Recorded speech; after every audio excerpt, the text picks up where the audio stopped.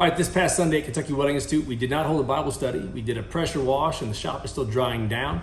At my personal church, we took the Lord's Supper, and I thought that'd be a great topic for today. So what is the Lord's Supper?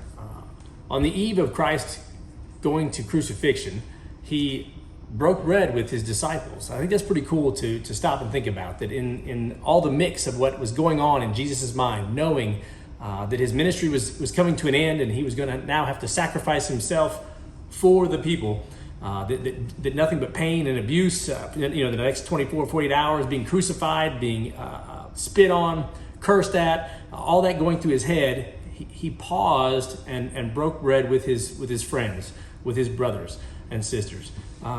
So at the Lord's Supper, he breaks the bread and he says, "This is my body."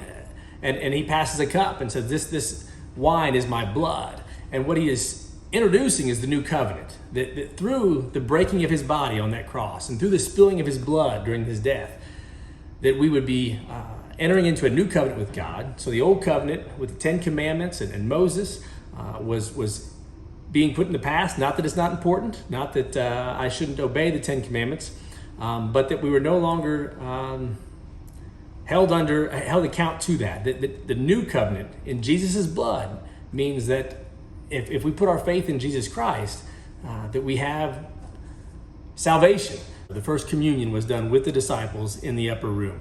Why do we do it to this day? Paul kind of summarizes that as often as we eat this bread and drink this cup, we proclaim the Lord's death until he returns. So as a believer, I look forward to communion. And then how do we take that? So as a Christian, I don't think I just do that nonchalantly.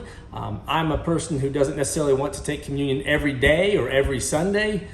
It sort of makes it run of the mill for me.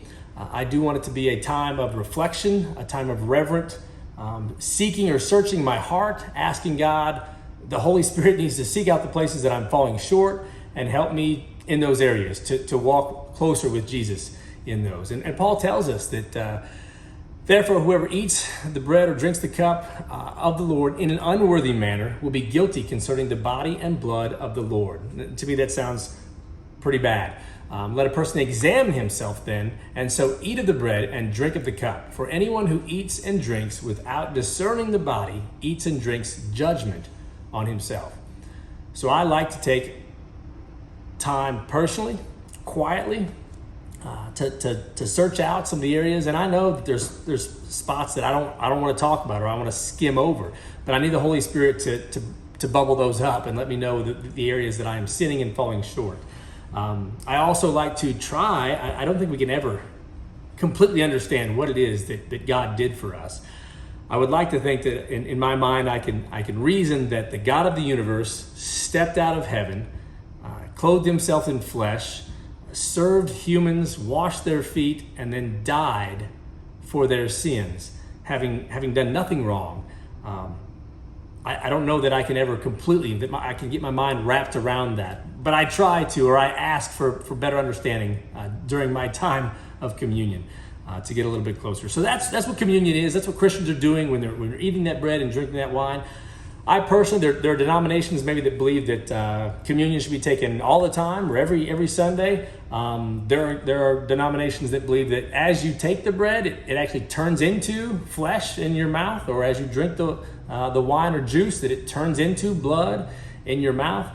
I don't know I can't find where it talks about that in the Bible. How about that? I always go back to the Bible and no, what I see is a symbolism, a metaphor of what Christ did for us. This bread is my body, this wine is my blood, and thus entering the new covenant with Jesus Christ. If you've got questions, comment below.